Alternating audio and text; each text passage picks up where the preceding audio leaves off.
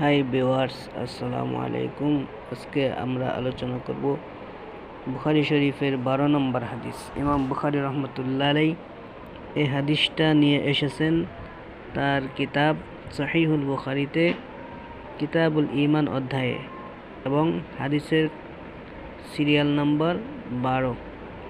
চলুন দেখি এই হাদিসটার মধ্যে নবীজি সাল্লাল্লাহু আলাইহি সাল্লাম কি বলেছেন। না টেনে সম্পূর্ণ দেখে যান এবং হাদিস শিখে মুহাদ্দিসদের কাতারে দাঁড়ান। তো দেখি রাসূল সাল্লাল্লাহু আলাইহি ওয়াসাল্লাম কি বলেন। এই হাদিসটি আব্দুল্লাহ ইবনে আমরিন রাদিয়াল্লাহু আনহুমা আনহুমা থেকে বর্ণিত। আন্না রাজুলান, তিনি বলেন যে কোন এক ব্যক্তি সাআলান নবিয়্যা সাল্লাল্লাহু আলাইহি ওয়াসাল্লাম, রাসূল সাল্লাল্লাহু আলাইহি সাল্লামকে জিজ্ঞেস করলেন, আইয়ুল ইসলামি খৈরুন, ইসলামের কোন বিষয়টি উত্তম।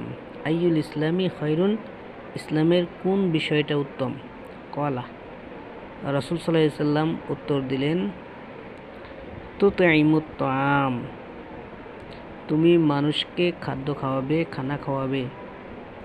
ওয়া তাকরাউস সালাম আলা মান আরাফতা ওয়া মান লাম তারিফ, এবং সালাম দিবে আলা মান আরাফতা ওয়া মান লাম তারিফ, যাকে চিনো যাকে চিনো না সবাইকে সালাম দিবে। এই হাদিসটি মুসলিম শরীফে, আহমদ এবং অন্যান্য সকল হাদিসের কিতাবের মধ্যে এই হাদিসটা আনা হয়েছে। সুতরাং তরজমাটা একটু দেখে নিন।